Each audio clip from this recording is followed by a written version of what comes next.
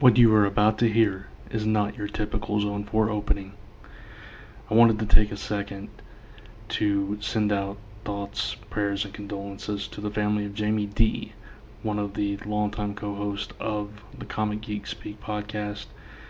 He passed away, I believe today, and I just wanted to say on behalf of the entire cast of Zone 4 and Comic Related and Comic Frontline, we're very saddened to hear of this loss of one of our friends, colleagues, one of our community, and it's just it's a sad day with a heavy heart. We bring this news to you if you're not aware. Comic Geek Speak is one of the original, if not the original, comic podcasts. One of the many inspirations for all the others, including Zone 4. So we are very sad to hear this, and we are thinking of Jamie D's friends and family in this hard time. Thank you.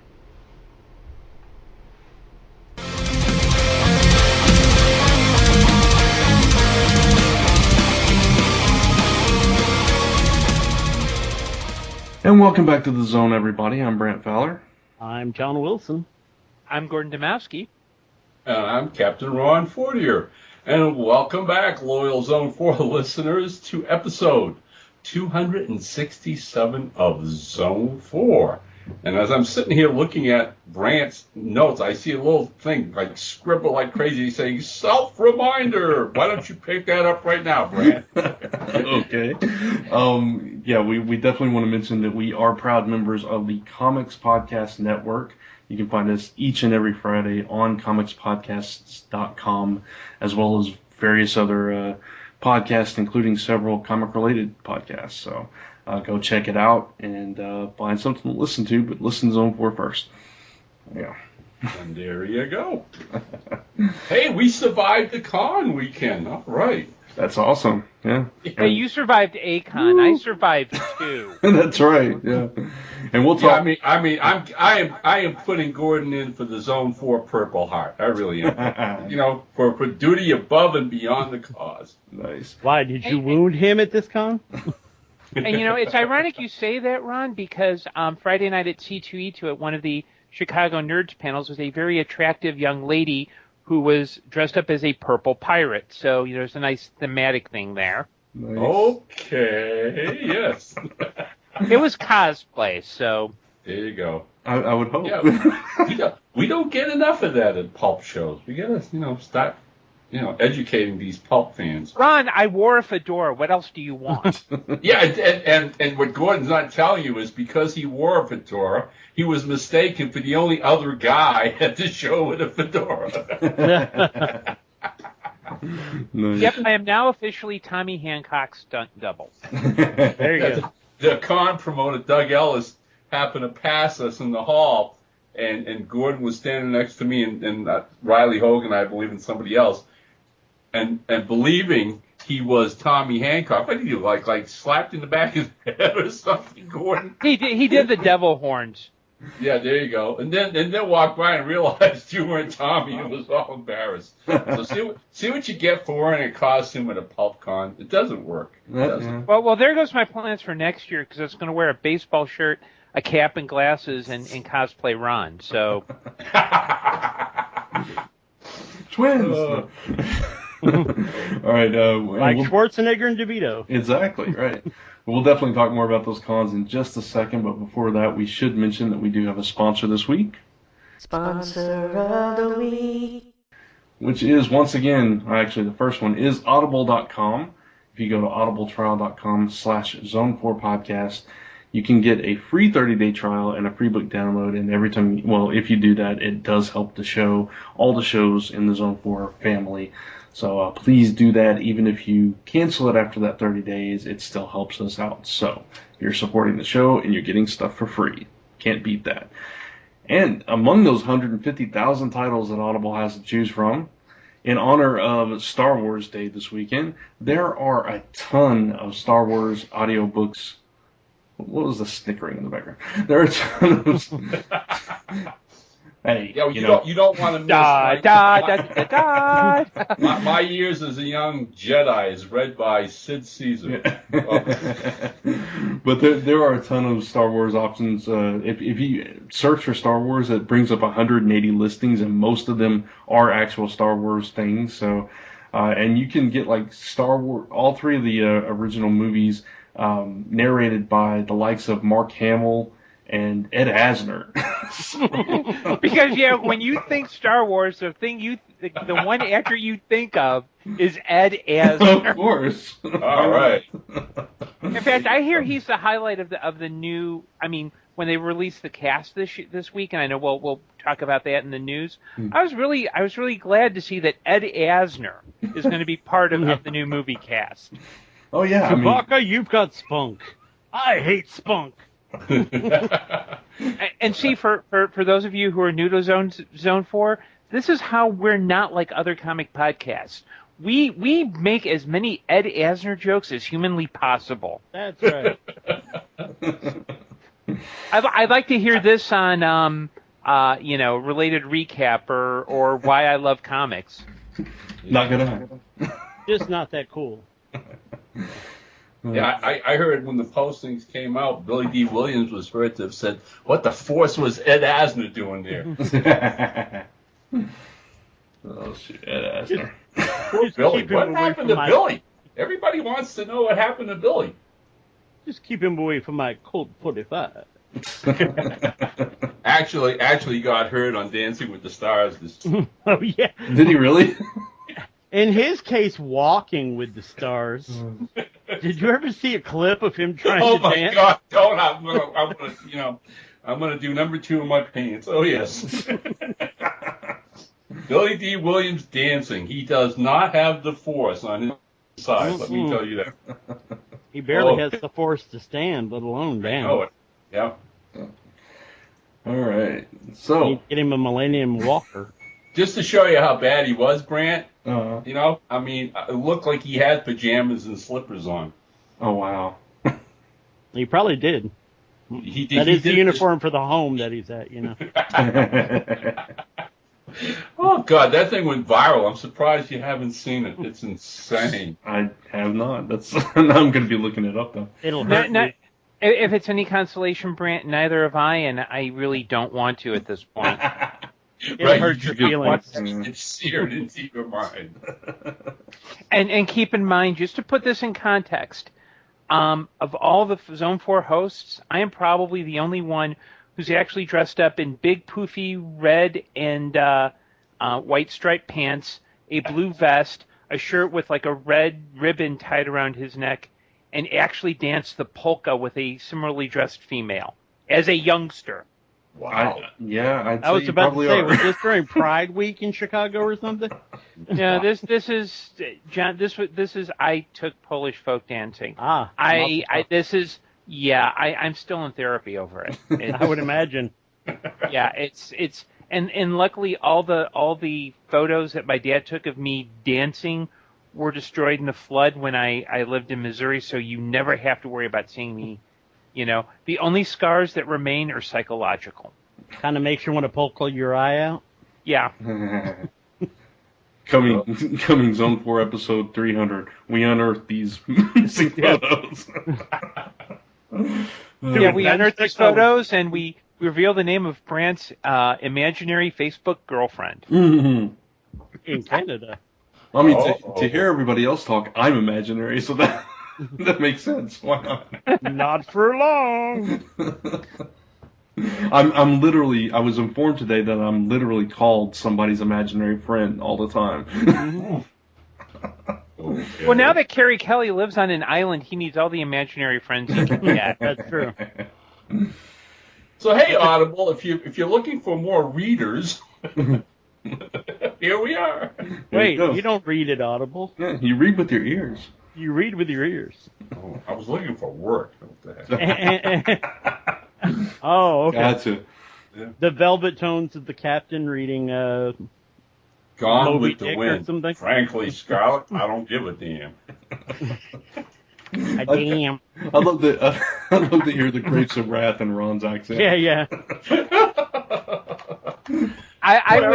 wherever I park that car and there's a lonely man. He parked the car. Yeah, I would pay to have Ron read like a Jane Austen novel. The problem is, those things are so boring. Ron would be like, da-da-da-da-da-da, after like 3 words, da-da-da-da-da-da. You know what? Screw this. Okay, I'm going to go read some Mark Twain. There you go. Oh, yes. Of course. He'd be like, screw this. I'm Read the Shadow. There you go. And speaking of pulps, that brings us full circle. Ron. Thank you. Segway. That really was. Yeah. Sideways, segue. Segway. So Ron and Gordon, you already talked about Segway. a little bit, but you were at the Windy City Pulp and Paper show this past weekend. Oh, yes. If we're going to talk about the Windy City Pulp and Paper show and C2E2 all at the same time, I'm going to get 3 minutes, and I'm sure Gordon's going to get 30 minutes. I mean, it was a good show. Hey, let me just start by saying Windy City's a blast. It really is the premier pulp show in the country. I believe this was their 15th season putting on the show. So kudos to Doug Ellis and John Gunnison, the 2 promoters, who've been doing this for all this time. And the show does get bigger and bigger, but and this isn't from actual counter fact, but just a sense of the crowd that we had there, during the weekend. Attendance seemed to be just a little bit off. And obviously, you have to believe a big part of that was because C2E2 was going on at the same time. I mean, we saw tons of familiar, faces and friends, pulp collectors and colleagues. A lot of new pulp writers and artists showed up at this con, and that really made it a blast because there were 5 panels on Sunday, which has now been dubbed New Pulp Sunday. And I helped organize those with with the Zone 4 pal, Tommy Hancock, and Gordon volunteered to help out because we needed some moderators, and he pitched in, and as he said, he showed up Sunday afternoon to join in the fun.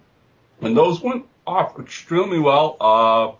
Hopefully we can build a bigger audience. Usually what we see at the show in the past has been, like I said, aside from the diehard pulp collectors, we do get, yearly, maybe 50 or so new faces from the comic world, people who are, curious about pulp collecting it as a hobby and want to stop down the Lombard at the Westin and see what's going on there. And that's what was missing this year, okay? You had to believe that every diehard comic fan within a 100-mile radius of C2E2 was there. But again, Gordon wasn't the only one that showed up Sunday to join us for that last day of the show. First Comics old editor-in-chief Mike Gold showed up Sunday afternoon and touched bases with a few of us old friends and stuff like that. And actually wrote about it in his blog yesterday to the effect of, you get the big 3-ring circuit to C2E2, and then if you want to catch your breath and actually sit down and talk to people and relax, come to Windy City.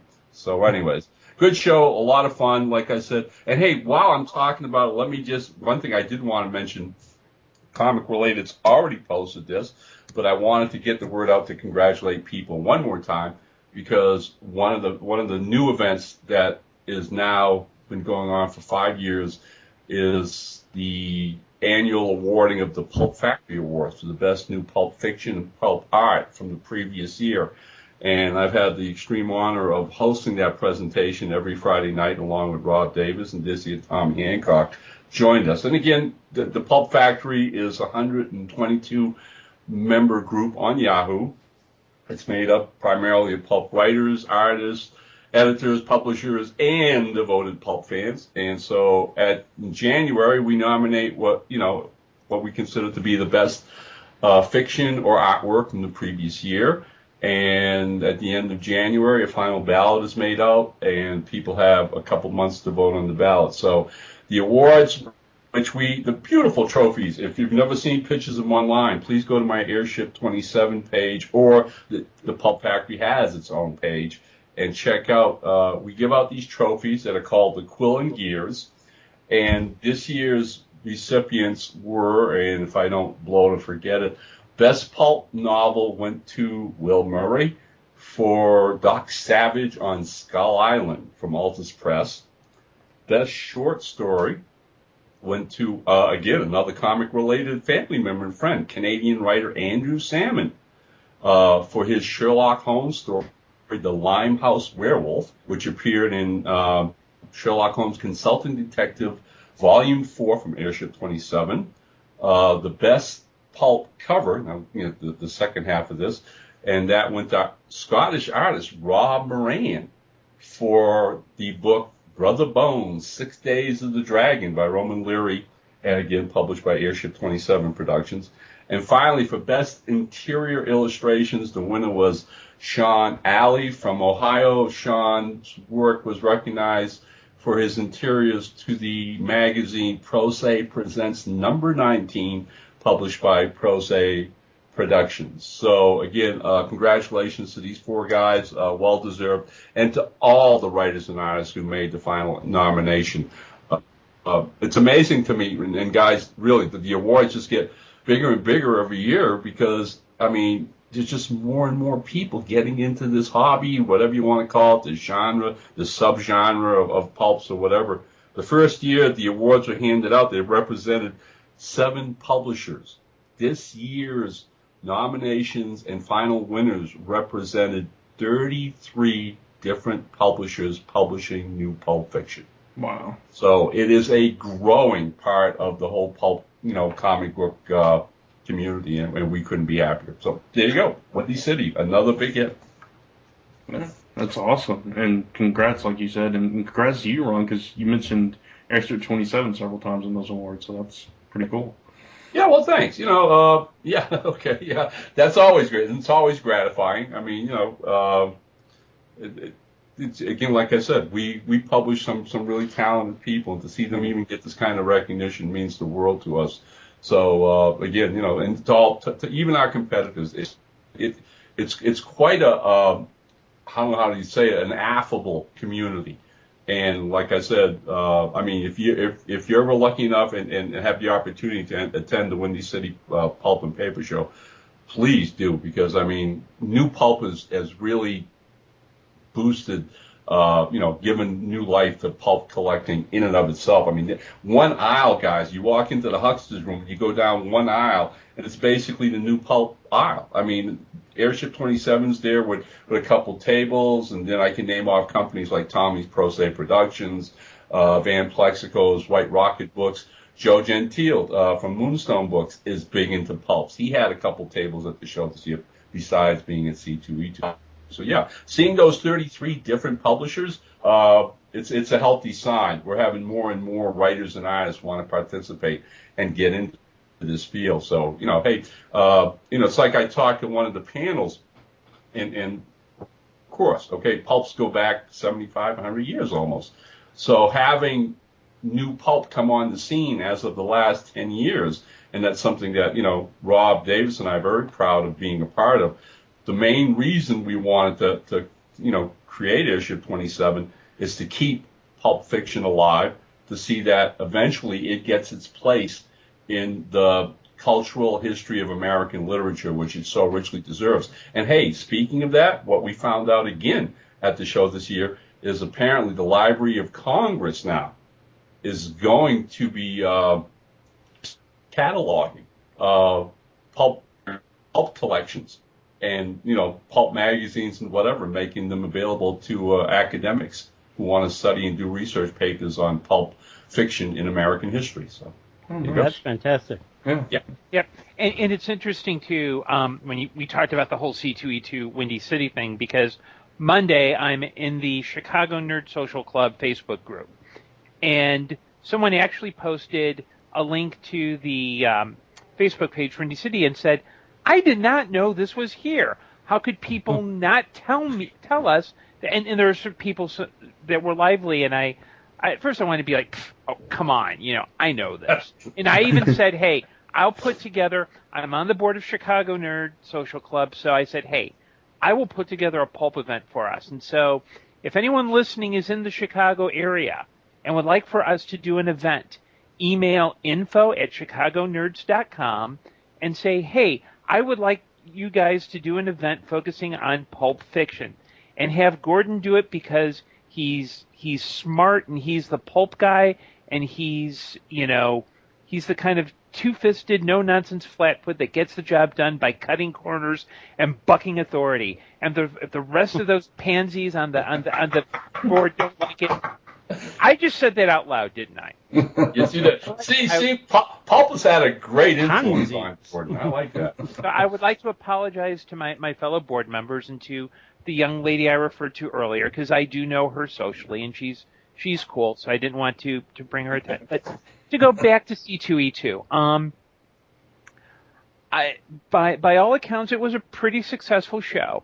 I did have some, I got to hang out at the comic-related table with Chuck Moore, who, always a pleasure. Ginny Tonic, she's great. Decapitated Dan, it's always, I love him. He's great to hang out with. Chuck Kennedy was there as well, and that was cool. It was pretty happening, pretty lively. I'm also proud to talk about how Chicago Nerd Social Club had two panels. One was focusing on diversity in comics, and we had Gail Simone, we had Scott Snyder, who writes Batman, we had Mary. I'm gonna mess up her name. Mary Robinette Koval, who's a science fiction writer, and we talked a lot, and we discussed a lot about how we get not just representation in comics, but representation in the overall in the industry. And then Saturday, we had a panel focusing on sexism. And it was funny because we expected these to be panels. And when I went to the panel on sexism on Saturday, literally the line was running all around kind of the upstairs balcony area.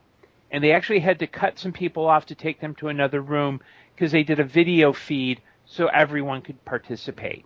Wow. And to put this in perspective, because I know there's somebody out there going, oh, no, diversity, you're so liberal, blah, blah, blah.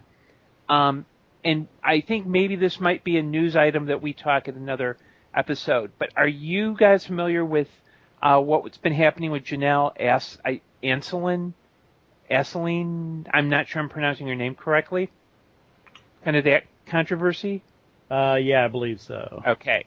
If I'm thinking of the same one, yeah. Right.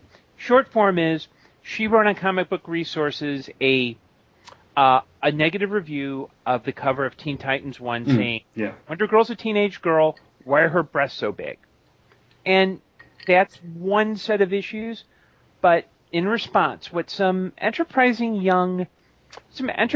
fans have done, one of the projects this woman is working on, and I do apologize for slaughtering her name, is she's working on an anonymous survey about sexual harassment in the comics industry. So you go to a Google Doc, you fill out a form, completely anonymous. And so what some of these critics have done is they've gone and they have basically, there's no nice, polite way to put this, they threatened to rape her, to go to cons, hunt her down, and rape her. And they also use language that I cannot use on this podcast because I don't know if our bleep machine is working.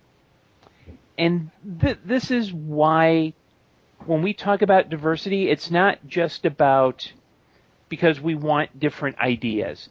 This kind of behavior really, on the show, we may give each other a hard time, but there's respect. And we also give each other a certain amount of dignity. That's uncalled for. That's just plain wrong. And quite frankly, in my opinion, that behavior is not cool, which is why we need to change it. Again, I think the four of us at some point may want to talk about these issues in detail, but this is why I was proud to be at C2E2, because we had not only a young group that was willing to talk about it, but to have the hard, difficult conversations about it. But other than that, I ran an informal session on Saturday, which I was a little late to because, there are some issues of me getting into the con.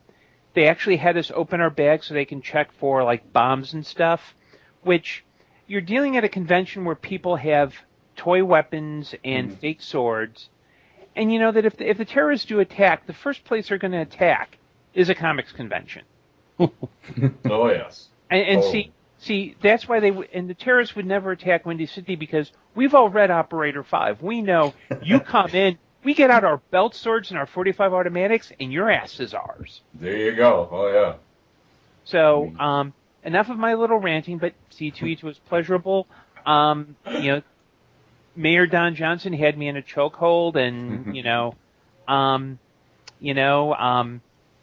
I missed out. I wanted to see Spaced, our comic-related nerd girl. I'm really sorry.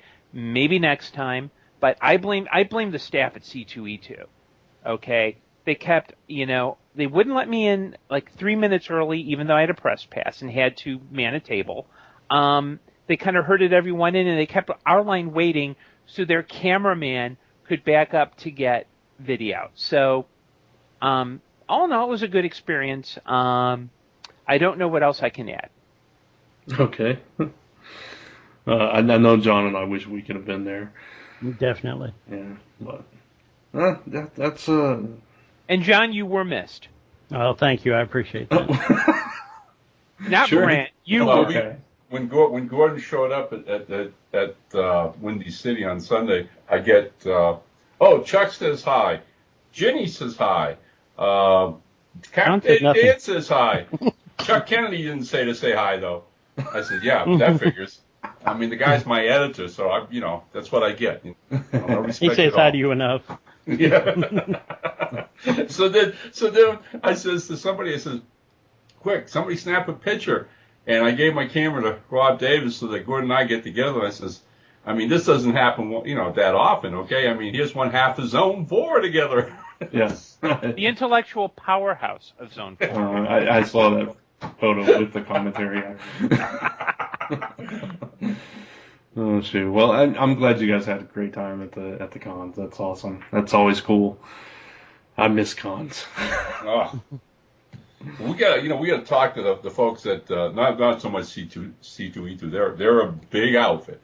Yeah. But some of us pulp guys were hoping to talk to the guys running Windy City, and hopefully there's a way to get that hotel like the week before, the week after C2E2. Well, see, Ron, the Windy City always, I think because Easter was when it was this year, that's when both shows, because normally Windy City is either the week before or the week after. So I think this was, because Easter was placed, that's why it was so weird. But also, for the guys who run Windy City, if you want to try to get the young kids in and you want to do a pulp highlight type thing with Chicago Nerd Social Club, we do in the city rather than Lombard, but talk to me. I'm more than willing to, and I can run it past the board, and they already love me as the Doctor Who guy, so I don't mind being the pulp guy. And because the young kids need to know about the pulp fiction. Yeah, they do. Yeah. They do. Well, like I said, that's we've seen. We're talking young, but the last couple of years, we've seen a lot of college kids from Chicago show up at the pulp show. Just out of curiosity and whatever, and reading comics, having heard about pulps, and those are the guys and girls that we really enjoy seeing show up at the show, because I mean, basically, they'll come to our table and honest to God, we just totally forget anything. The idea of selling anything is just introducing somebody new to this whole pulp phenomena. That's a ball for us. So there you go. Cool. Awesome. Well, hopefully next year, John and I will be able to join you, and we can take a full photo of Zone 4. We have to do a live recording from a show. That's what we got. Oh, yeah. Yeah, that'd be awesome. That has to happen. Yeah, that'd be very cool. All right, so speaking of C2E2 and stuff, there was news that came out of that show, which it was kind of surprising how much news came out of that show. It's not usually a big, huge news, comic news or film news or whatever kind of convention, but it seems to be growing in that regard. I don't know if you guys felt the same way, seeing the stuff come out of it, but We're not going to talk about a whole lot of news this week, but we do have a few things to talk about. Get your news here. Get your news here. It's hot off the presses. First and foremost, this is kind of a no-brainer, but Warner Brothers did confirm that they are making a Justice League movie. And the Superman-Batman movie is kind of framing the upcoming Justice League movie, which will, I guess they're building it as a trilogy of sorts. Man of Steel. According to the press release, right? And I had to laugh because I was reading this because, again, you get official press releases like 6 months after everybody knows what's happening. Right. So all this is, Warner Brothers officially says there will be a Justice League movie, and I'm going, yeah, okay, so what's new about that? We didn't all know that was happening. Right. So I'm reading through the whole release, but then it goes, but it's not going to be the Batman Superman, although it's coming close. With keep adding cameos. But here's the thing that the one line that got me, and that they're possibly gonna shoot them back to back. Yeah. So the press release, although makes some comment about the Justice League film wouldn't be out till 2018, to get the people writing the reports, the news reports across the net are guessing if they end up shooting them back to back, it could conceivably be out in 2017 instead. Right. Yeah.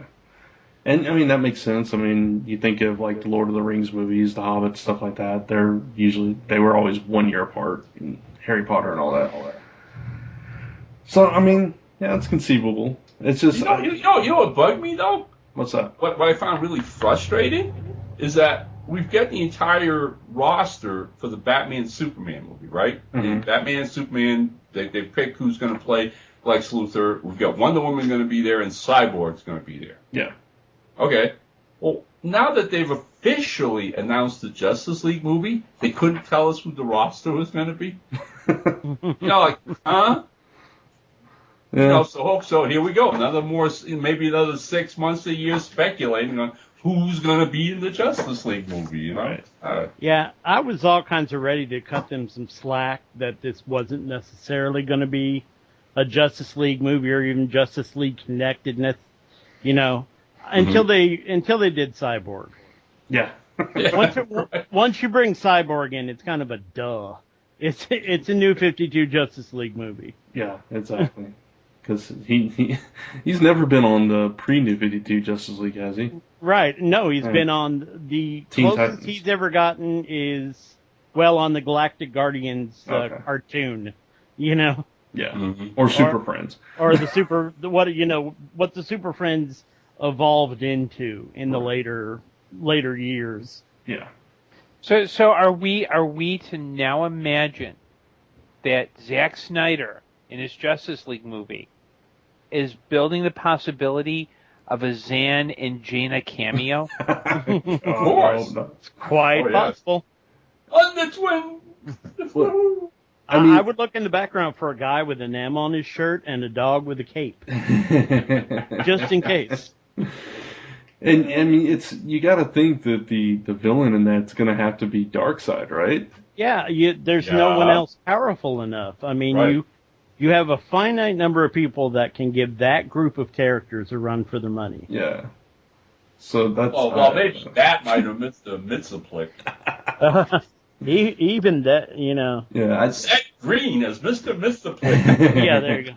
Really, it's got to be Darkseid or Brainiac. That's my thinking. Yeah. It's one of those two would make the most sense. Yeah, if you drag Luthor and Joker out for that, it's going to be ridiculous. Yeah. That's a 5-minute film there. Unless you do Injustice Society. Well, yeah, you would have to do an Injustice Society, but that would be a whole other can of worms. right. Well, that would make 12 characters that they have to deal with. Yeah. Essentially 6 heroes, 6 villains, give or take. So No. Has anybody seen the picture of Matt Damon as Aquaman? no, I haven't seen the picture, but I've heard the comments. Yeah, because everybody's saying, Affleck's going to get him on board because they're buddies. Of course. Shoot. Next, what's his name? The other guy. Jason Lee's going to be in it too. Yeah. Yeah, okay. Oh, great! Just what we need, a Dogma reunion. Exactly. I was about to say, Now is Kevin Smith going to be like writing the script?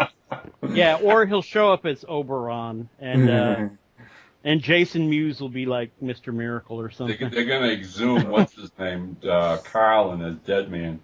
They're sneaking in a Skewverse. Yeah. Oh, shoot. It's because Zach and Kevin Smith are friends. You know, it's a secret collaboration. Right. No one knows. He's finally going to get to use that Superman script that he had all those years ago. And Justice League is going to focus on like two convenience store clerks. So like they'll be fighting. You know, Batman will come in. Hey, you got any aspirin? We'll come in, buy some bottled water, splash it on his head. Hey, copyright that right now, Gordon. Yeah. No, actually, I said it out loud, and it's on material. It's actually now automatically copyrighted. There you go. Leave it alone, Smith. And Green Lantern or Green Arrow comes crashing through the window, and he says, "I wasn't even supposed to be on the monitor duty today." and I'm gonna, for the producers right now, any script ideas, we get 50% of the gross. That sounds good to me. There you go. And you make our checks payable to Zone 4 Podcast. There you go. There you go. Not in this press release, but in addition to this, some other news came out about other movies that they're planning. I don't know if you guys saw this, but and some of the stuff that they've been talking about for years, but now it's like on the fast track. Shazam, Metal Men, and there was one other, I can't think of what it was right now. But yeah, now they're like, okay, now we've announced Justice League, we're throwing all this other stuff at you too. So, I wonder if they're still planning to drag The Rock out to be Black Adam. To be Black Adam, yeah. Lately, he's been making comments on Twitter about meetings with DC about playing a character in a movie. So I'd say that's exactly what it is. Yeah. Yep. Just as long as they don't try to shoehorn him into Shazam, that's not going to work. No. Black Adam. Black Adam. He's great. He'd be perfect as Black Adam, but Right. Yeah. I agree. Go get Brendan Fraser to be Captain Yes. Marvel. Oh yeah. Or whatever. All right. I like that. That's He'd Okay, have to buff back up. Okay, I can see The Rock as Black Adam, but only if Vin Diesel plays Savannah. And they put together a crew with like Tyrese Gibson and Ludacris and Michelle Rodriguez. Oh wait, I'm thinking of the Fast and Furious movies. Yeah. I think that would be awesome. And yes, I watch the Fast and the Furious movies. I love those things. If you disagree with me, I will fight you and I'll win. all right. I do agree with you, actually. I love those movies. Michelle Rodriguez can be Beautifica or whatever her name is. She just has to dye her hair blonde. Well, what did she want to play recently? Oh, did you guys see that clip she made online on YouTube? No. No, I missed this. Okay. Oh no, she made a little YouTube clip where she was talking to the camera about how, the few cons she's been to, people have asked her, if there are any comic book characters she'd like to play. Mm-hmm. And she reaches behind her back and she takes out, I get it this shit, I believe it's Images, Lazarus by Greg Rucka. Huh. Lazarus? Have you Yeah, read it? No, we no. read it. We read it We for one of the reviewed the podcasts. first issue here, John, Yeah. a while Okay. back.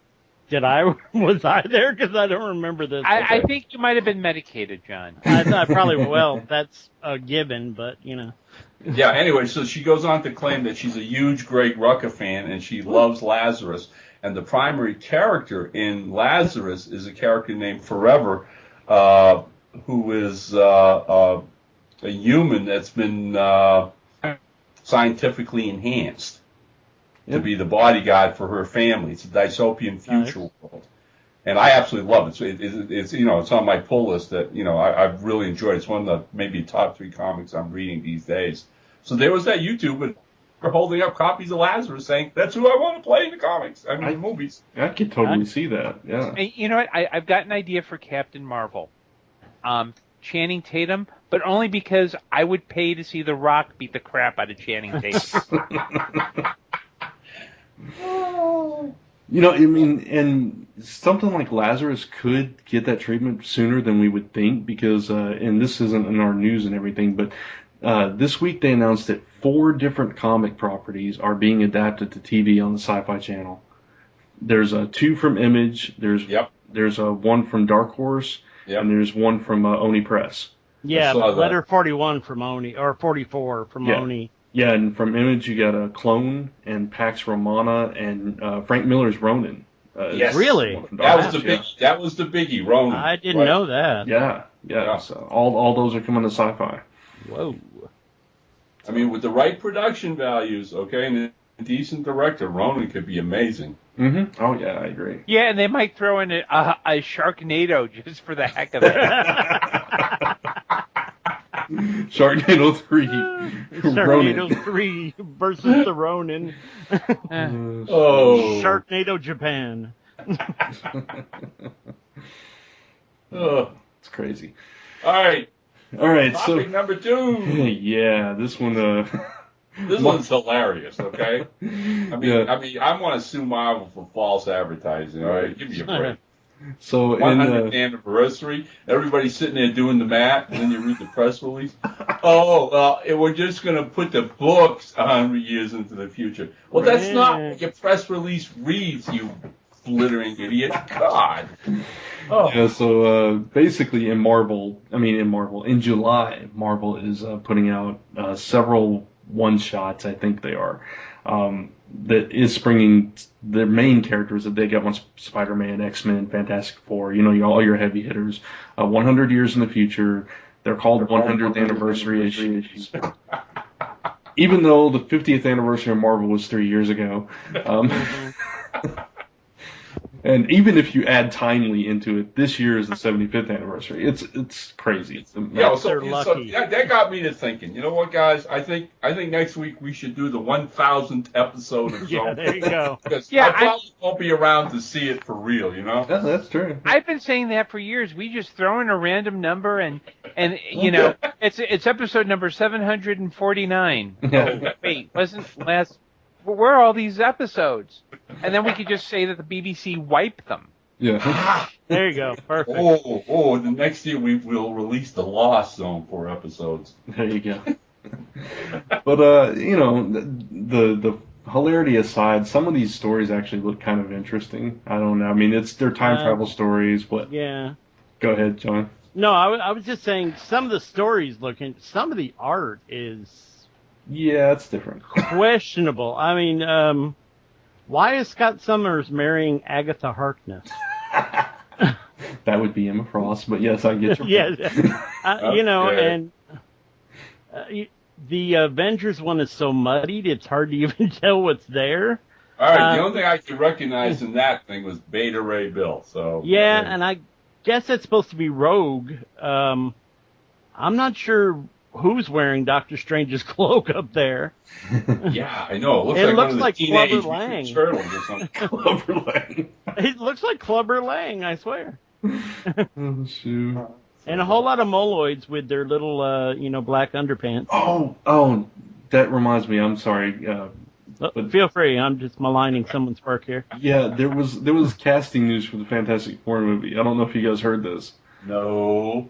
Okay. More children? No, I can't remember the guy's name, but the guy that played the character in Incredible Hulk that was kind of turning into the leader. Oh, I know who you're talking about, though, yeah. He is going to... In the Fantastic Four movie, he is going to be Mole Man. Oh, good lord. Yeah. They're not even trying. Really? My hope for this movie just went off the scales. They're not even trying. It's funny because as you've talked about this on other episodes, I keep thinking to myself, Ron's talked about Chronicle and the director. I should watch that before I judge this movie. Right. And Ron, I don't mean to insult you or diminish you, but this is just way off base. I mean, Mole Man, really? I was with it until then. Did you guys hear that? I mean, somebody made some ridiculous comment that they're thinking of not calling it the Fantastic Four. Yeah, I saw that too. What are they gonna call it? Those 4 guys up in the penthouse? That's what I mean. I was like, See, it's like 3 guys and a girl battle forever. And a pizza place. There's even talk of Fox possibly doing X-Men and Fantastic Four TV shows now, like live action TV shows. I blame Mark Millar. I blame Mark Millar for a lot. I don't know what's going on. I was holding out hope for this, same as Ron, the director and some of the actors, but Mole Man just kind of, I don't know. Yeah. That kind of killed it for me. Casting children is bad enough to be the Fantastic Four, but oh my God, what are they thinking? And you know what?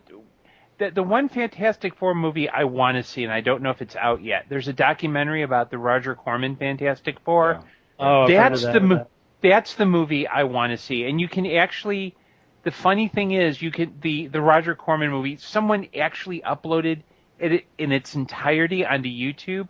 I would sooner watch that than Mole Man.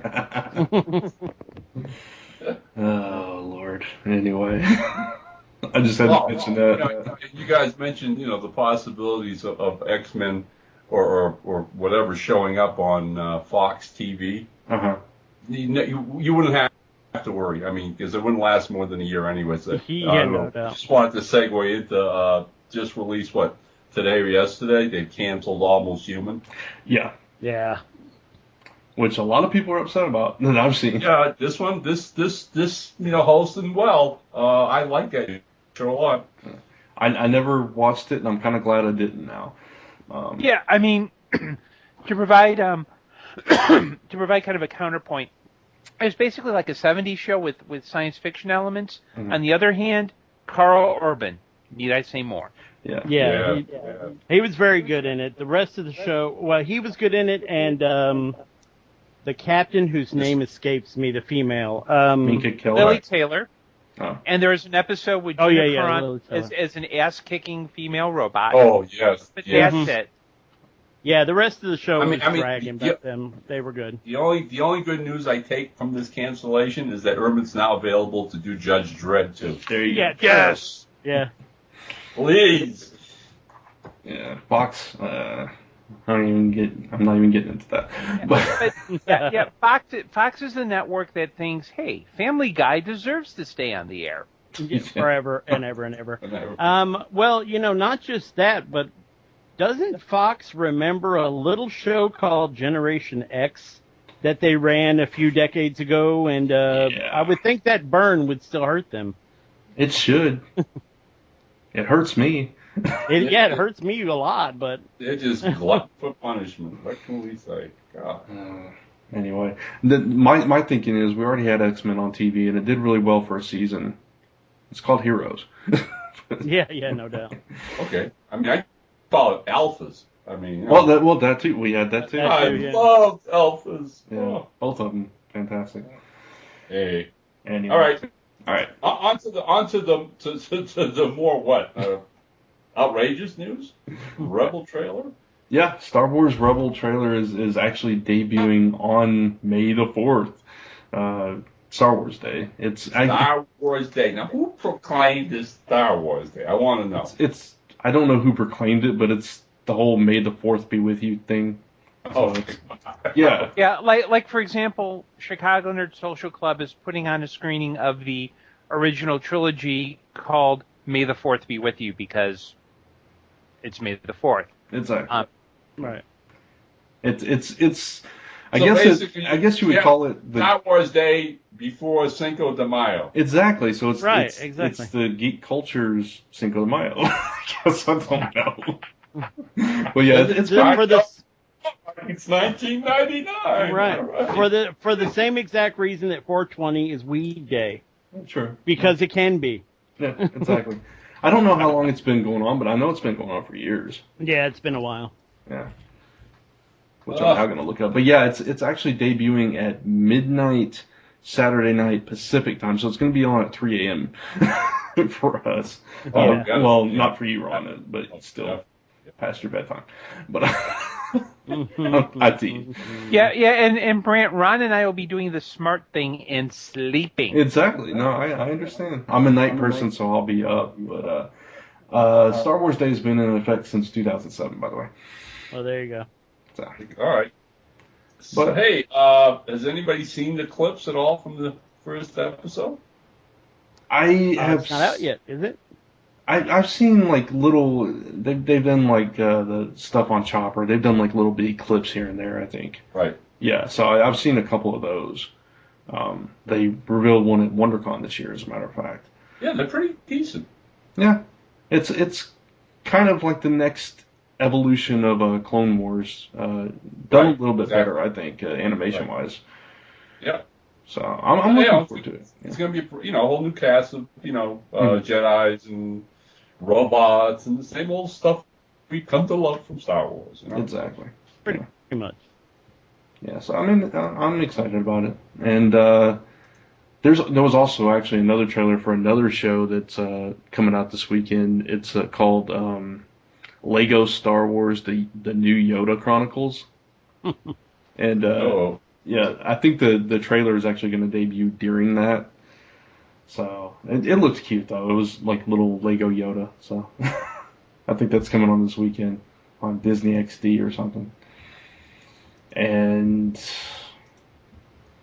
the cast for Star Wars 7, Star Wars Episode 7 has been announced, including some of the original. Ed Asner. Of course. Yeah.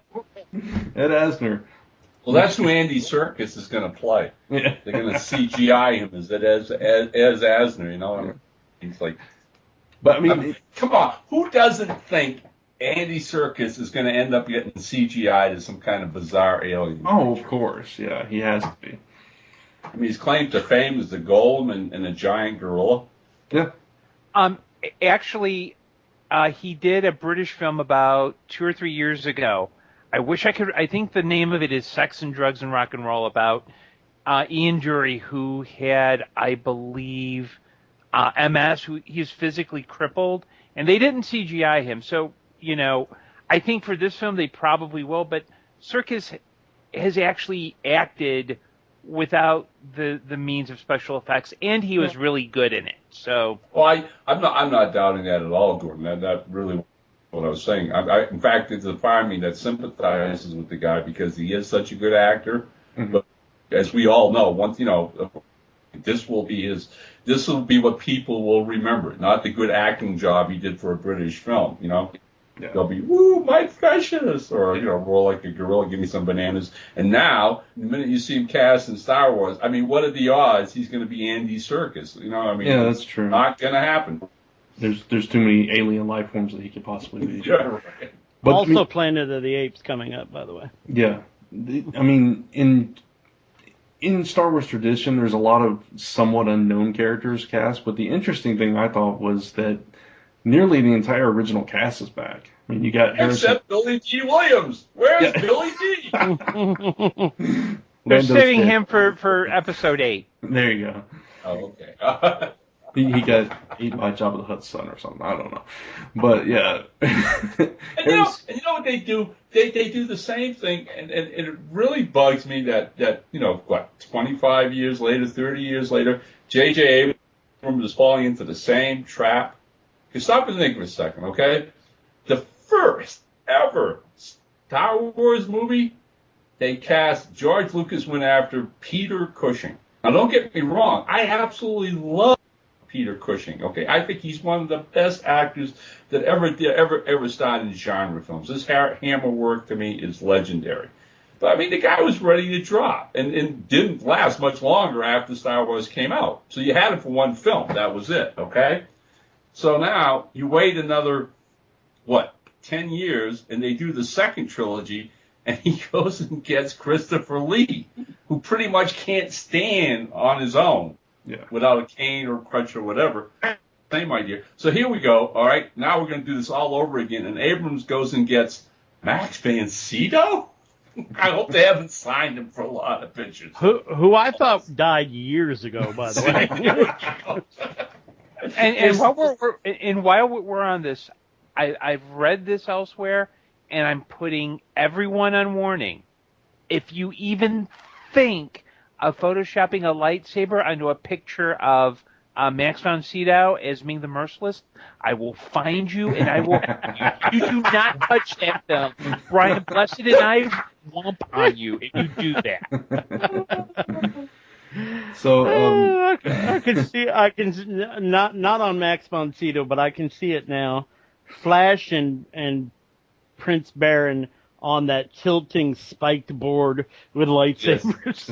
Yes, there you go. All Yeah, right, yeah, that you know, works. yeah. Me and Brian Blessed will be like all like, "Who wants to live forever? Die!"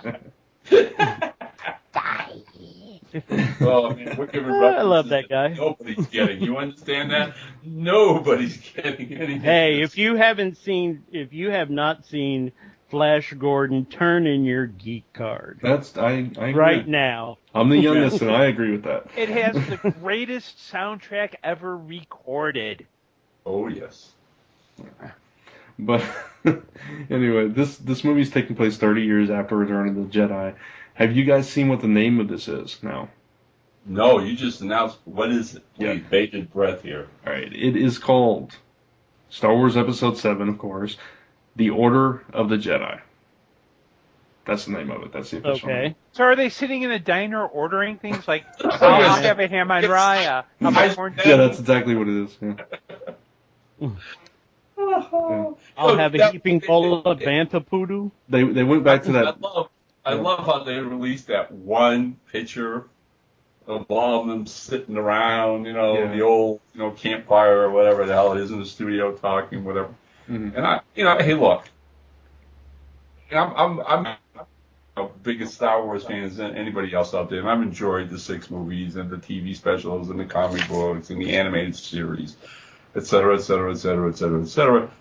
But after all this time, when Disney gets the rights and buys it from Lucas, and we're going to get a brand new Star Wars, there's just that part of me that just rebels now, saying, do we have to keep retreading all this old stuff over and over again? It's supposed to be a whole bloody new universe, for Pete's sakes, I mean, I look at that group sitting around there, and you've got maybe, 3 or 4 young actors, and that's it? Because we're going to see Ma and Pa Kent, better known as Solo and Leia, and maybe their kids and whatever, and Mark Hamill. Come on, no offense to all of them, but I wanted something new. I wanted a whole new generation of Star Wars, and we're not getting that. I'm kind of hoping that we are. I'm kind of hoping that this is kind of the passing of the torch movie. That's what I'm hoping for. I don't know if that's what we're going to get or not, but I'm kind of. Well, they all die within the first 5 minutes. Well, I'm yeah. on your side. Yeah.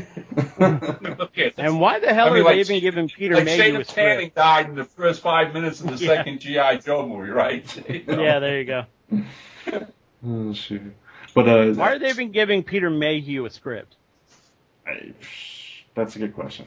Well, I think probably they hired Channing Tatum to play Chewbacca so they could kill him off in the first 5 minutes. Maybe. Of the movie. And we should note this comes out next December 18th, 2015. Yeah. So, Wow. yeah. And Okay. poor old R2 just gets a little box to sit in. Poor guy.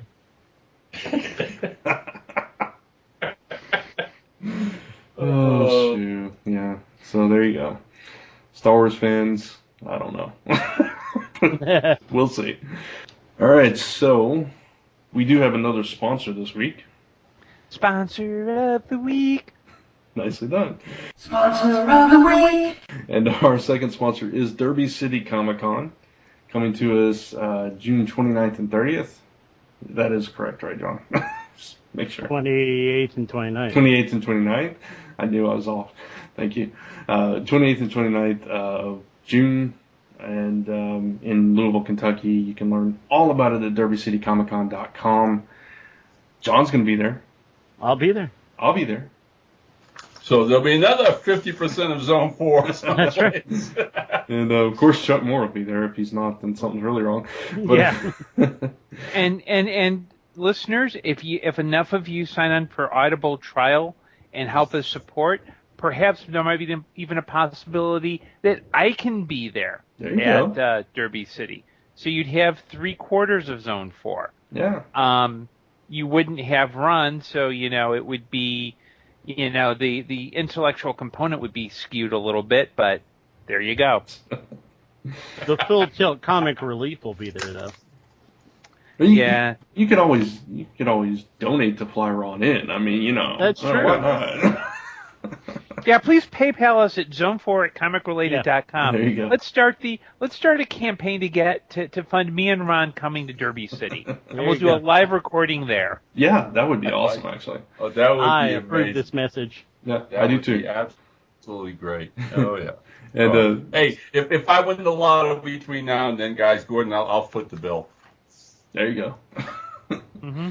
And speaking of Derby City, this week this Saturday is Free Comic Book Day. You can just toss that out there.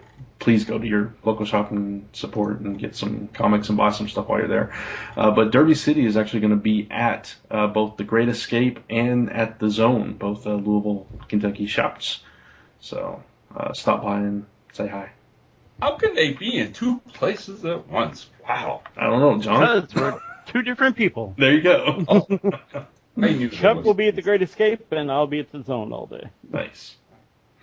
So, all right. And with that, it's topic time. Topic time. It's topic time. Topic time! And for topic time this week, we are going to actually be talking about two new books that came out this week. And first, keeping with our theme that we have kind of going here, Yes. Star Wars Rebel Heist #1 from Dark Horse. This is written by, actually both of these are written by Matt Kent. What are the odds? I know. What are the odds? Yeah. And that was a total coincidence, by the way. Such a similar tone. Imagine that. Yeah, we say nothing about the check he sent us last week. Yeah, no doubt. So we'll do what we normally do. We'll just go around and get initial thoughts and then kind of go deeper into this. John, you want to start us off here? Sure. All right. I enjoyed this book quite a bit, which I didn't expect to, because I don't generally get into much of the Star Wars comic universe. I really enjoyed the art, with the possible exception of the cover. But I really enjoyed the art. I really enjoyed most of the story, but I had a definite problem with one of the characters that I thought was extremely inconsistent throughout his arc, which I guess we can get into later. But overall, I really enjoyed the story. I'm interested in seeing what happens. I'm a little, unless I missed it with my worries about the character arc, no one said I've got a bad feeling about this, which kind of ruined it for me. But, because somebody always has to have a bad feeling about something, or it's not a Star Wars book. But other than that, I think a really good first effort all around. I'm impressed that the stormtroopers still can't shoot. So yeah, and we can get deeper into that whenever we want. Nice. All right. And just to note, the artist on here is Marco Castiello. Marco Castiello. Yeah. We'll kind of go around I'll go, then Gordon, then Ron. I agree with you, John. I really actually enjoyed this. I haven't read a whole lot of the Star Wars comics. We did talk about the ongoing series that started up not too long ago. We talked about the first issue on here, and we all enjoyed that one too. This one I was kind of iffy. I didn't know, but it was an interesting story. It was kind of told from a different perspective than I was expecting. I was, told from the other character's perspective, kind of looking onto Han, who ended up being his cohort in this story. So it was very interesting that way. But you had a lot of the Star Wars vibe throughout this, so it was very faithful in that way. But the art was really nice, and overall I really enjoyed it. So, Gordon, what'd you think? Well, I don't know if I liked it as much as you guys did. I didn't hate it. I I kind of thought, I mean, it's a pretty good story, and I like that it's a setup. It's not the, hey, let's go blow something up. It's a little bit more. I like heist and caper type stories, so I think it's a good premise. I thought the script was a little talky at times. I mean, doing first-person narration when you're writing a comic is always tricky. Yeah. And the other script Kent did, I thought, was much better, but I think I like the twist that the guy finds himself on a starship with Han Solo, and he's like, "Oh, this is so cool!" And that was hilarious. And without, I'll just go ahead and spoil. Is this a Millennium Falcon? And Solo's like, "No, this isn't. It really is a piece of junk." Yeah, I'm going to pretend you didn't say that.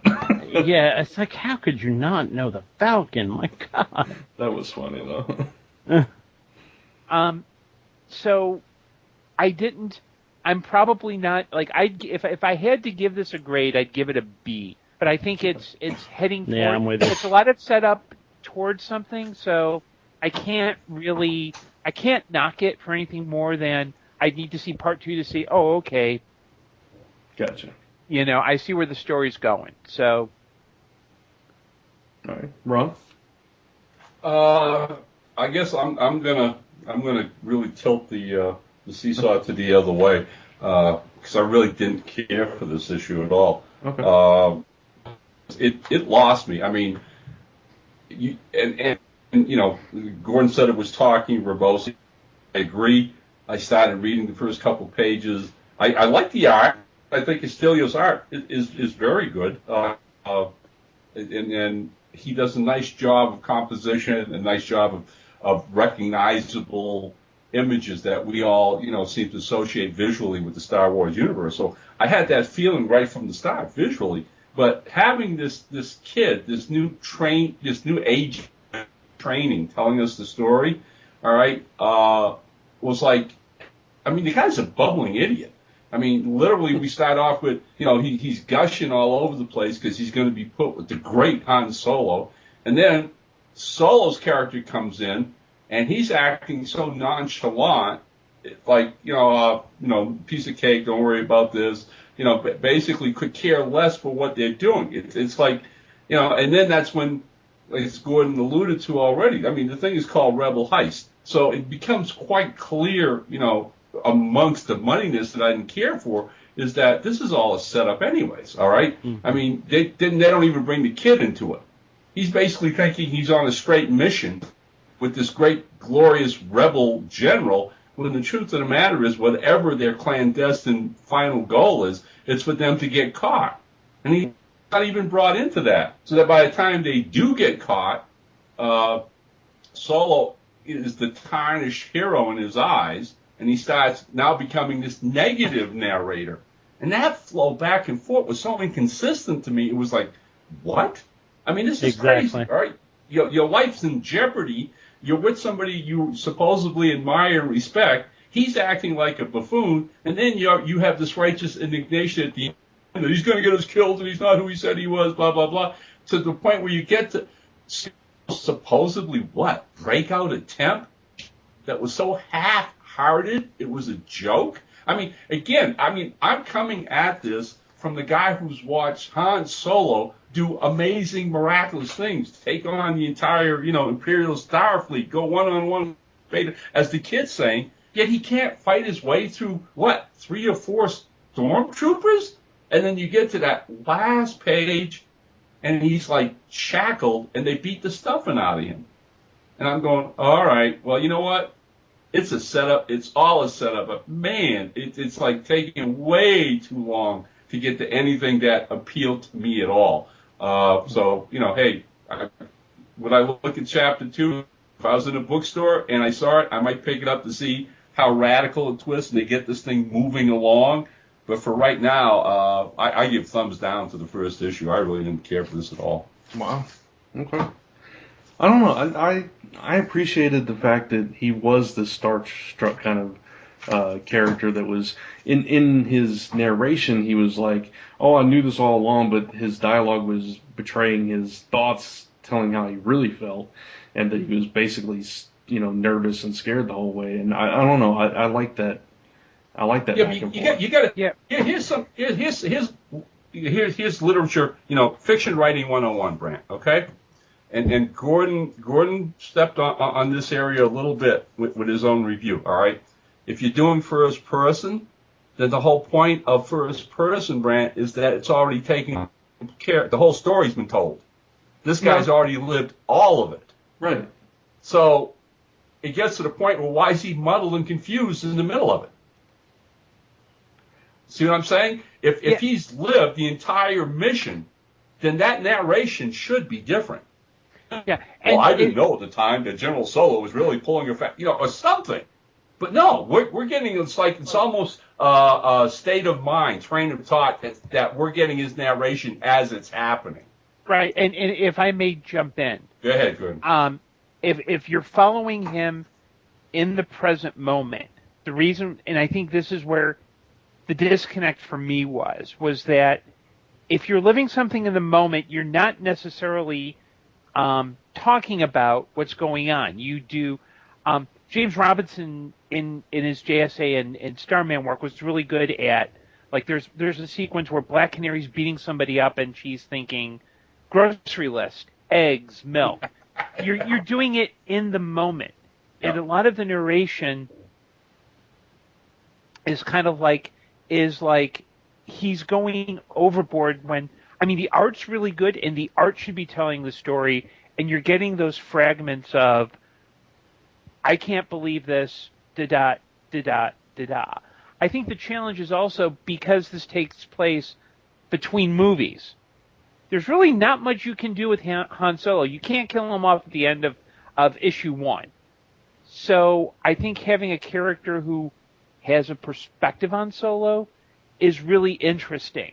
And seeing, okay, this is a guy I admire, that's really interesting, but I think Kent oversells it a little bit, where had his script been structured where we only get glimpses into the kid's thought patterns, but we see events play out, I think that might have made it a little bit more engrossing. I agree. I don't know. I feel like he was kind of narrating. He was narrating as it had already happened. I didn't get that wishy-washy back and forth in the middle of it that you guys are talking about. I thought it was consistent all the way through. Personally. No, I got he was the inconsistency I was talking about, but for a different reason than what you guys have stated. I do think that he was narrating first person as it was happening. This was his inner monologue as it was happening. I don't know. He was talking past tense in the narration, though. See, that's what I'm saying. Stick to a tense. God. Well, I think that's the problem there. He didn't stick to a tense, but Right. the way the wording of the narration makes it seem like it's happening at the moment.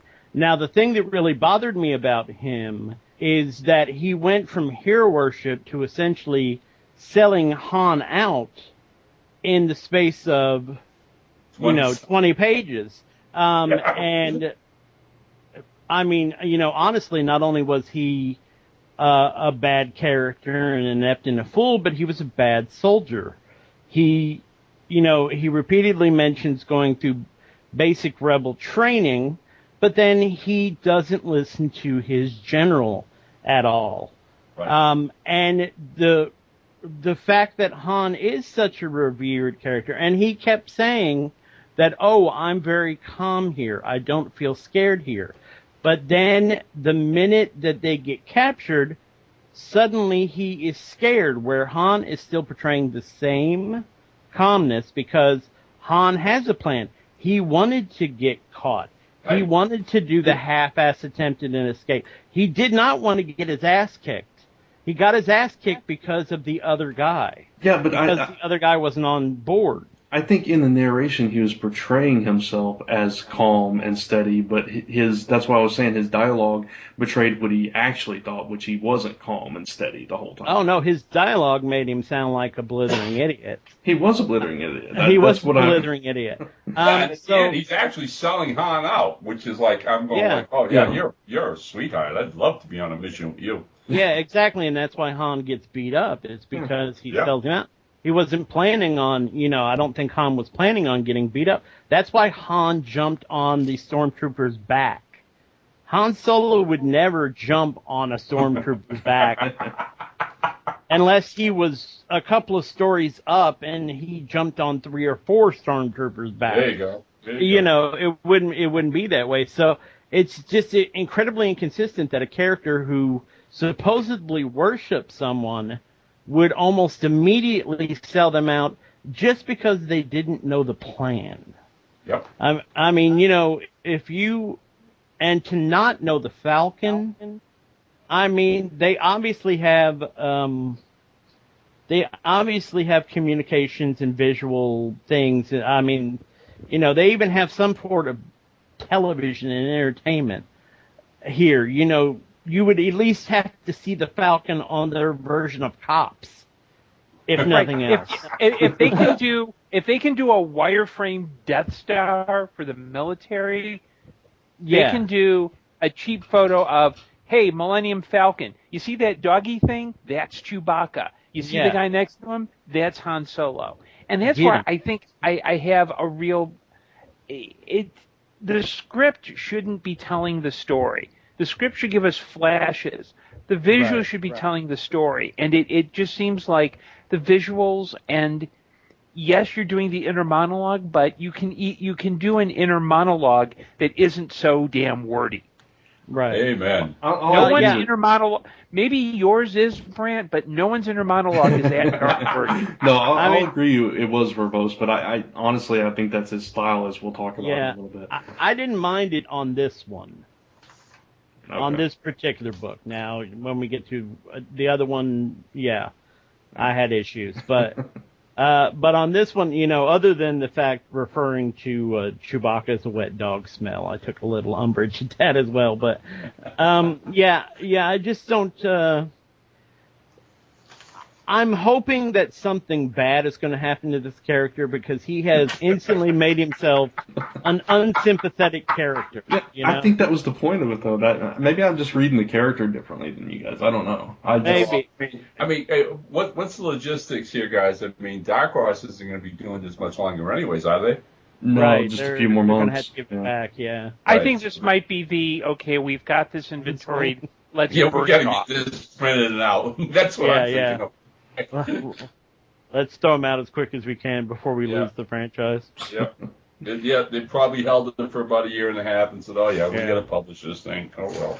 So, didn't hate it, didn't love it. Like I said, I'm with Gordon. I'd probably give it a B or a high C, maybe. I would definitely say the ongoing series written by somebody else is better. Yes. I'll definitely say that. I totally agree. But I did like this issue. Okay. That's fine. All right, so the next one, we'll go in reverse order. This is Rye #1. This is written, again, by Matt Kent with art by Clayton Crane. And this is from Valiant. Ron, what'd you think of this one? Okay, well, again, Kent has this attitude of personal narration. And this one gets really convoluted. John alluded to that. But I got to tell you, this one, at least to me, the narration stays on track. It has a forward momentum that even though when he starts jumping a little from character to character, took me a little bit. I went, okay, what are you doing? But the overall story kept moving in a specific direction, and there wasn't anything overly what's what I want. It wasn't that complicated to follow. Once you started reading and looking at the visuals are absolutely stunning. Okay, I love the art, and that's by a guy named Clayton Crane. I'm not familiar with his work, but boy, it totally nailed me. And when Rye finally comes into the sequence, I love the way he's depicted. Now, again, I haven't read, any of the new Valiant stuff that's coming out. I collected all the old first-time Valiant stuff and vaguely remembered Ride, but not a whole lot. And it's amazing how reading this one issue of this new series brought me back to that original series and some of the concepts behind it. I mean, Japan is still an island nation, but they've built up, which is obviously the only thing they could do. And then now we've got this whole, what do you want to call it, prejudice thing going between artificial beings and real people, the whole point with the dot on their foreheads. And suddenly, and again, without giving away too many spoilers, this has been a utopian society where nothing bad happens, and the story opens up with the first murder in 1,000 years. And I like that hook, guys, okay? As a reader, that hook grabbed me. And there were issues that were a little complicated, and I wish he would have taken a breath writing it. I wish he'd have stepped back and maybe not tried too many different perspectives in a first chapter. But unlike the Star Wars book, the visuals to me were stunning and really helped shore up that weak narration to a point. So I like Ride #1. Again, I have some faults with it, but I'm giving it a strong B+ easily. Okay. Gordon? Well, like Ron, I really like this book. I think the narration works. I love the art. My only quibble with it is I think it's a little overstuffed with ideas. That's not a bad thing because there's some really imaginative ideas going on, and there's some nice little details. Like one of the narrators talks about how her parents didn't see the stars until they were 60, and it was a 3-day trip. There's some really good sequences, and I liked it. I think that there might have been one or two things that he could have taken out, but other than that, I think this is. If I had to choose to either purchase issue 2 of Rye or issue 2 of Star Wars Rebel Heist, I choose Rye because it's a brisker, it's a much pacier script, and I really I didn't read the original Valiant series, so I could really see myself losing myself in this world. It's not perfect, and I think it does tend to jump around a little bit too much. I think that maybe focusing this issue on one perspective and issue 2 on another might have helped, but I think it's a good script. I just think there's too many ideas in it. But it is a really good read, in my opinion. Okay. I didn't love it, but it was good. I mean, I'm a big Valiant fan. I think they're doing some amazing stuff. This particular story, I had a hard time getting into, honestly.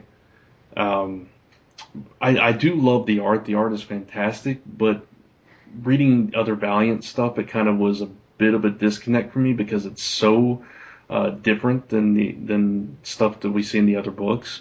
So it was kind of a little jarring for me. Because it's a future story, I could get past that though. The mystery aspect of it, like you mentioned, Ron, with the murder mystery thing going on to kick off the whole story, I thought that was really interesting and a strong way to go. But I agree that there were times it was a little bit convoluted, and I don't know. It was it bounced around a little bit too much for me to the point where I kind of felt myself drifting off as I was trying to read it, which is never. Let me point out something here while we're talking and reviewing these books, Brant. Mm-hmm. I'd be interested in your thought on this. It's ironic, all right, that we're both, we're reviewing 2 first issues by the same writer, okay? Mm-hmm. And one of the things that we pretty much hashed out in the first review was a character who's stuck in some form of hero worship. Yeah. And isn't it ironic that in Rye we get that same exact thing? Only now it's this young Japanese girl who's hero worshiping Rye. Yeah, it's and that's an is this a theme that Kent likes to use in his writing? It's like, okay. Apparently, I mean, I haven't read a lot of his work, so I can't compare it to other stuff. I know he's written a bunch of stuff for Dark Horse. Um, but yeah, I mean, it does seem, reading these two back to back, there were so many similar things construct wise, just the way he constructs a story, and like you said, those similar elements of the hero worship. It was really weird to read. Well, I think she's a much better character. Yeah, well, obviously, yeah, she's got a little bit more intelligence and a little bit more wisdom to her. Definitely, I agree with you there. So I mean, yeah, I don't know the narration though, his style of the inner monologue stuff I liked it better in Star Wars Rebel Heist for some reason than I did here, but it was still good. It's I'm still interested in the story. The character of Rye, I thought he was. I love the mystery aspect of him. That he's just this, this fabled hero that comes out of nowhere and just saves the day. I don't know. My curiosity is piqued, but I'm not totally sold on it yet. John? I think you guys have touched on most of what what my issues were with it. I too had problems really getting deeply into it. I had problems caring about the characters because there was so much going on. I mean, granted, I don't know Rye from Rain Man. I never really got into Rye in the first run of Valiant at all. So my sole experience is what I see of him here. And the girl, while she was essentially doing the same thing as the guy in the Star Wars story, I didn't feel like she had as much story connection. It's like she seemed to be narrating from the outside in, where he seemed to be narrating from the inside out. Yes, exactly. Yeah, yep. And it was like, why, and there was so much, once again, there was so much dialogue, or so much monologue, I should say. It's like, why do I care about what this girl is telling me? She's not part of the story, necessarily. She's the, onlooker. She's the onlooker, right. For lack of a better term, the godlike observer. Right. That she's on the outside. She's not so much part of the action or what's going on. Or yet. She isn't yet. Yeah, right. I preface it by saying she isn't yet. And the fact that her hero worship felt a bit more artificial.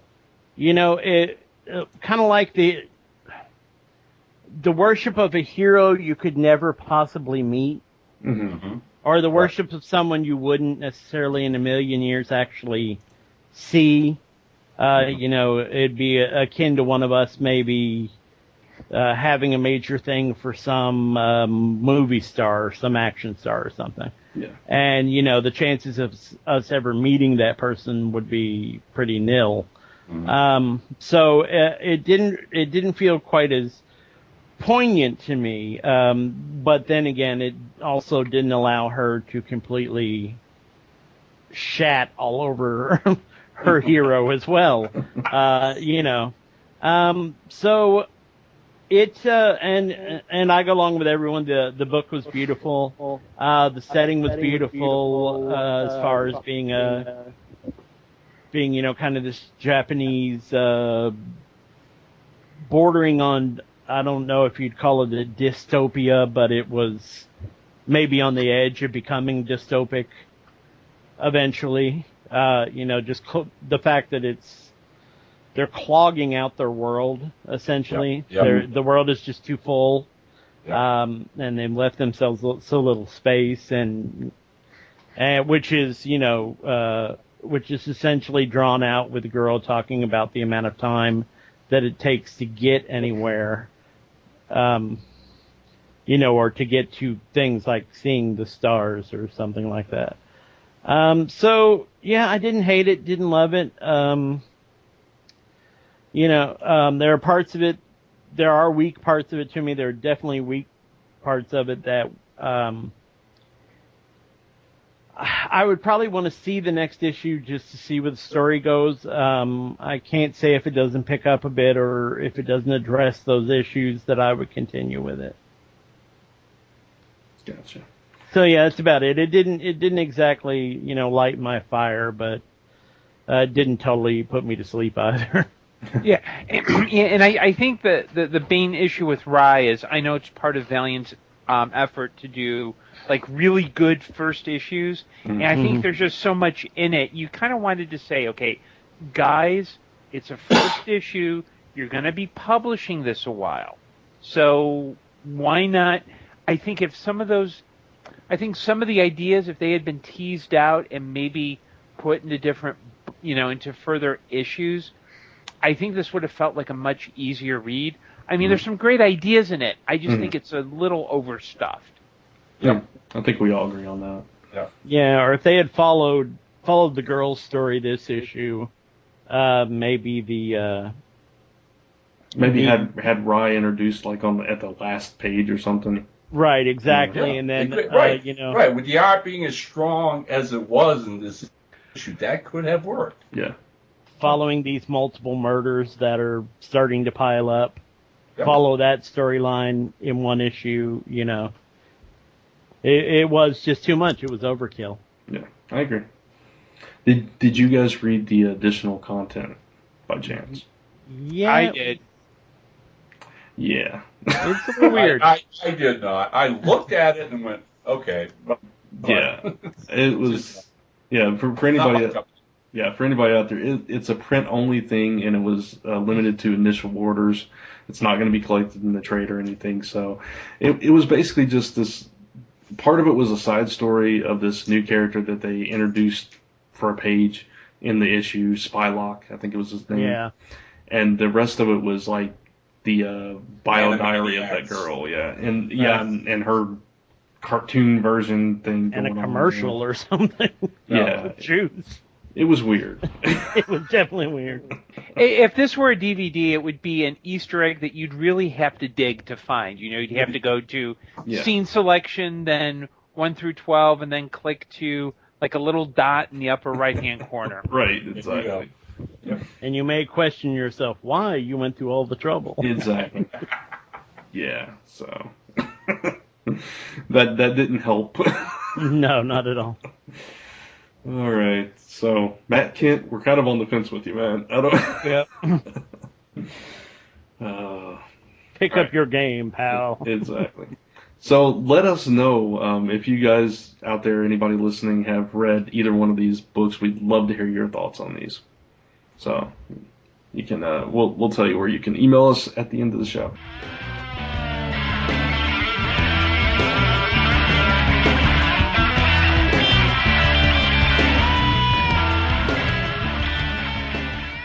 But before we get to that, we will go around the table and see what everybody has coming up, coming out, and going on. Gordon. Okay, well, first this Saturday I will be at the Joss Whedon Celebration event at when I'm not doing Free Comic Book Day. It'll be held at the DePaul College of Communication at 14 East Jackson. I will be part of the Problematic Portrayals in Whedon panel at 12 o'clock in room 1140. So join us from 9 to 6.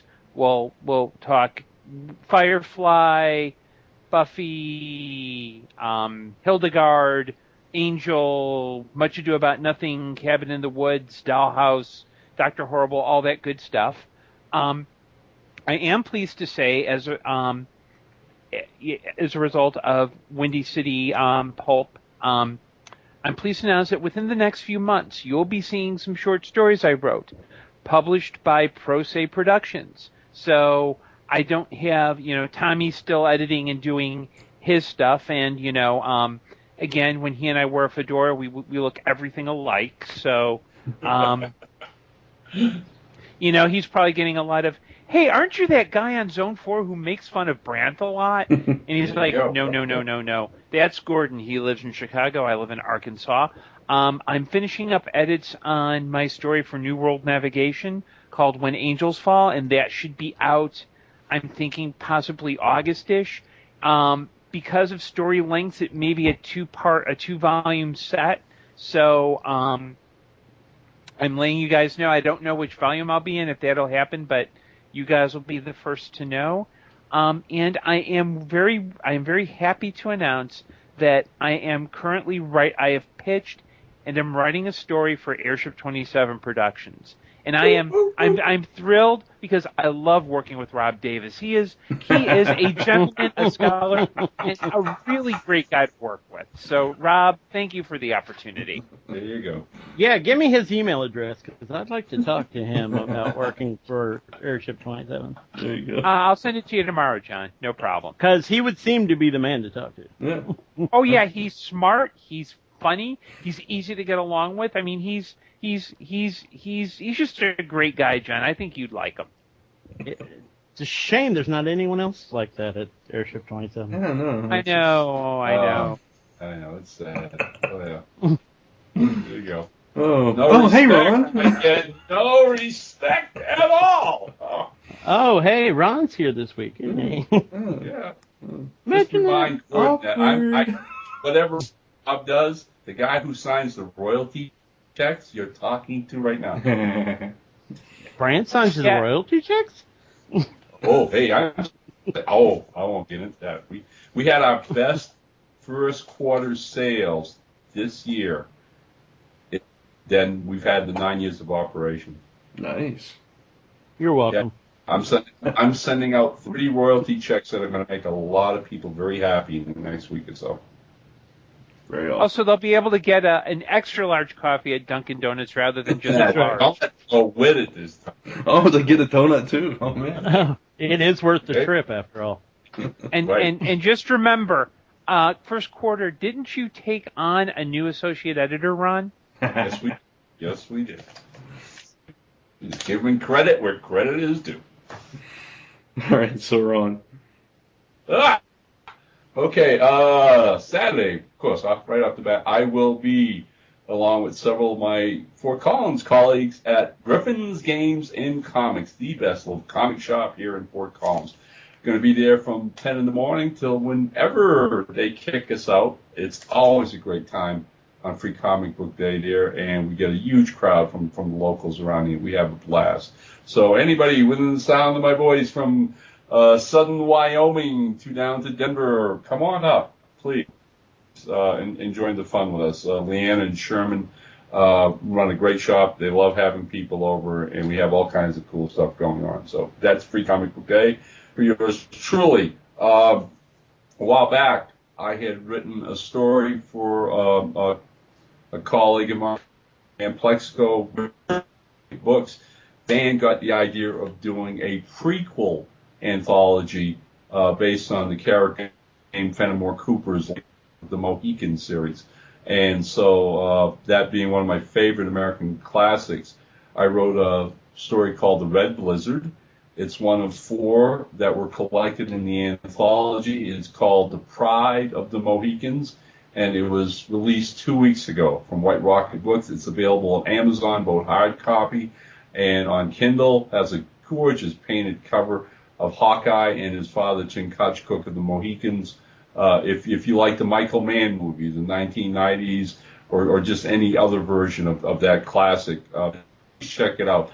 It was a real dream for me to write that story in those characters. So again, Pride of the Mohicans, available at Amazon.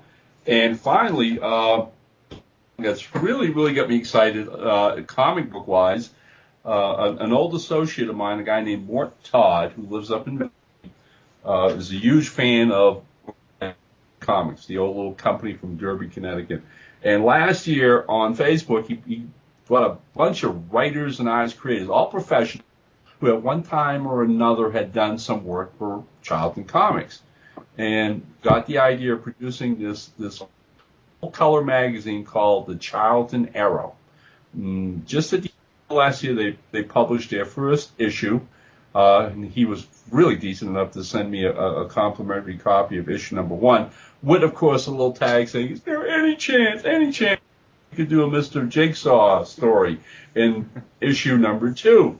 So I got a hold of artist Gary Cotto. We sat down and talked about it, and we actually created a brand new 8-page Mr. Jigsaw story, submitted it to Mort. He absolutely loved it. And then they went and this baby.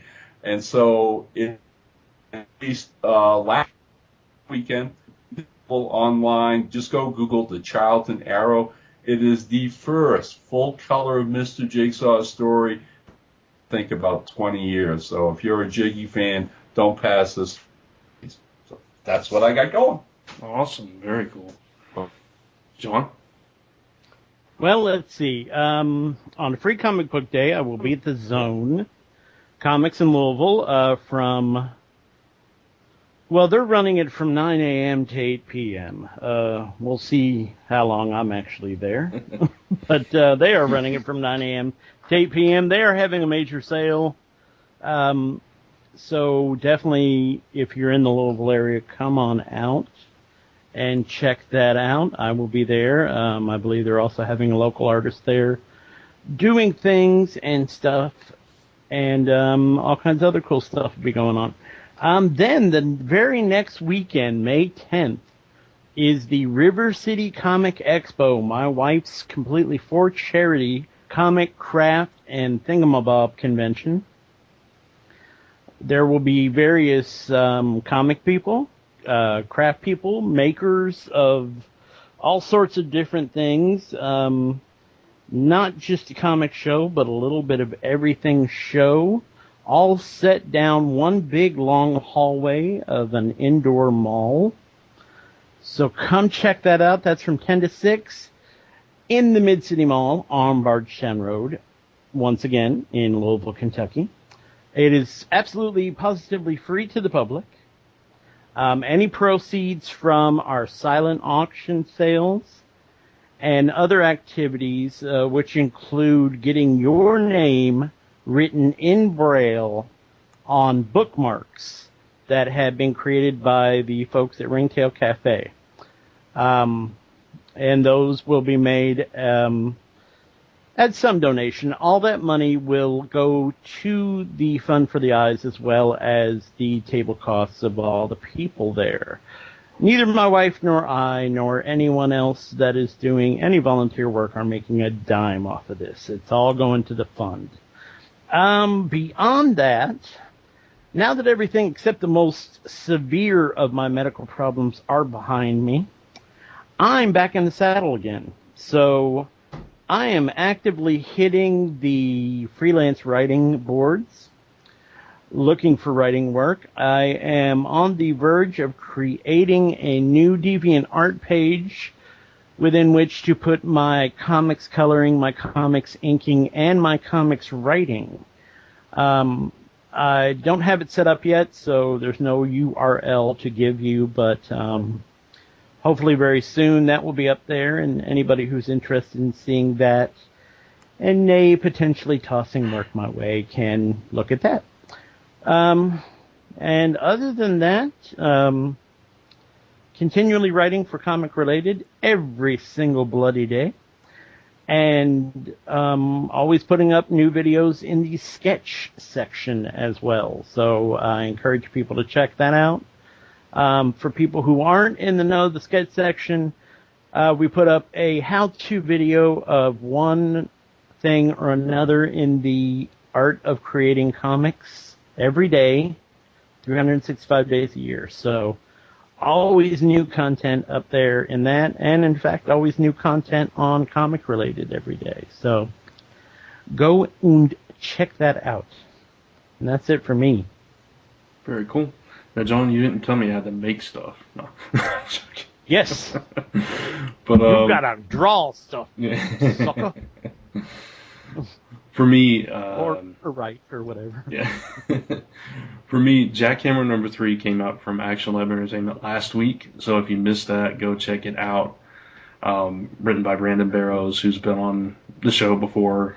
He does the Walking Dead episodes with myself and the Mayor Don Johnston. So support that. I think the trade is coming out in a couple of months too. If you did miss the issues, you can pick it up in trade. AssailantComics.com, check them out. Binary Gray number 7, we are putting the final touches on, so it should be out soon. came together really nicely, and we're really excited about that. If you're not reading the series, you need to be reading it, and I would say that if I wasn't anywhere near this book, because it is a fantastic book. John agrees. Yeah, it is. It really is a good book. Yeah. So let's see.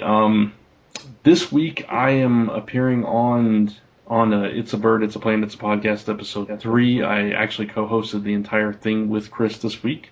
So you can hear us talk about comics and TV and all this different stuff. Let's see. New Comic Day is doing a Western arc right now. Thanks to Eric, he's sent us time traveling into the past, and now we're stuck in the Wild West, and I own a bar for some reason. So check that out at newcomicday.net. And I think that's it for me. Like John said, check out Comic Related, updating every day. We've got all kinds of C2E2 coverage over there. Tons of photos. Already a bunch up, but we have a ton more to post over the next week or so, maybe longer, coming from all different directions. So really cool stuff going on over there. And we've got a hub that you can check out all the stories that we've connected to C2E2. So, yeah, on that subject, for people who don't know, we actually had a professional photographer up there this time. Her name is Nikki Forte. She creates. She's got her own magazine. She creates books. Just a fantastic photographer, and she set up a more or less mini photography studio at the table. And, and from what I understand, just got a whole plethora of cosplayers and other folks up there into her studio, and took just some incredible pictures. So look for those coming very soon. Mm-hmm. Yeah, absolutely. Very cool. In addition to photos from the cameras of just about everyone else who was at the table that weekend. There were tons of photos. So of course, we're thrilled about it. We get to see what happened. Yeah. But also check out Comic Frontline on YouTube. Tons of stuff going on over there. We just, for Media Madness this week, we watched the 1986 animated Transformers movie, which I'm proud to say still holds up very well. Love that movie. So, yeah. So all kinds of cool stuff going on. And that's it. So, John, read us out. Hello. My name is Jeff Vader. Darth is my brother. Actually, his name isn't Darth. It's actually Percy. And that's silly breathing. Percy has asthma. But that's neither here nor there. We'd like to thank our sponsors once again, Audible.com. Go to audibletrial.com/Zone4Podcast for a free 30-day trial and book download. And thank you to Derby City Comic Con taking place June 28th and 29th in Louisville. He is a jerk. Learn more at derbycitycomiccon.com. We'd like to thank the official bands of Zone 4, the Ray Wall Band, and Society's Plague, that you hear on the show every and each week, and my music dropped out. If you have any comments, questions, or suggestions for us, please send them to zone4@comicrelated.com. We are also proud members of the Comic Related Podcast Network. And as always, thank you for listening. You are now leaving Zone 4. May the 4th be with you. Come on, Darth. Mama wants us to come home for dinner. Remember, kids, East Comics is the equivalent of Axe body spray. Good night, everyone. Go see Amazing Spider-Man 2. Good night, all! Oh my god. My music dropped. My music dropped out. And you Frosty. You went from British to Scottish to Australian. Oh. I was all over the place. Oh. Photographer Peter Parker, spider sense tingling in his head. Web slinging action in the thick of danger, fighting crimes, what he loves best. He's Spider-Man. This has been a Gonzo Goose production.